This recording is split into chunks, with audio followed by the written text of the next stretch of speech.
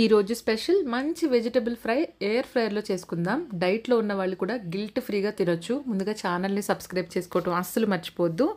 ఇదిగోండి చూపిస్తున్న విధంగా నేనైతే కాలీఫ్లవర్, చిక్కుడుగాయ అలాగే ఒక బంగాళదుంప తీసుకొని బాయిలింగ్ వాటర్లో ఒక 5 మినిట్స్ పాటు బాయిల్ చేసుకుని పక్కకి తీసేసుకున్నాను. దాంట్లోని కాస్త సాల్ట్, కొంచెం కారం, అలాగే 1.5 టేబుల్ స్పూన్స్ సాంబార్ పౌడర్, ఇదిగోండి కాస్త శనగపిండి, ఇవన్నీ కలిపేసి సిలికాన్ మౌల్డ్లో వేసుకొని ఎయిర్ ఫ్రైయర్లో 180 డిగ్రీస్లో ఒక 10 మినిట్స్ పాటు అటు ఇటు మధ్యలో తిప్పుకుంటూ నేను ఫ్రై చేసుకున్నాను.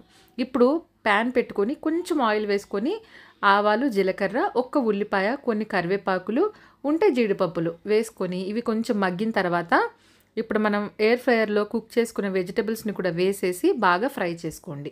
ఒక 5 మినిట్స్ పాటు అయితే సరిపోతుంది, ఎందుకంటే ఆల్రెడీ ఫ్రై అయిపోయినవే కాబట్టి. ఆఖరిలో కాస్త పచ్చి కొబ్బరి కానీ ఎండు కొబ్బరి కానీ ఇలా వేసుకోండి, అంతే.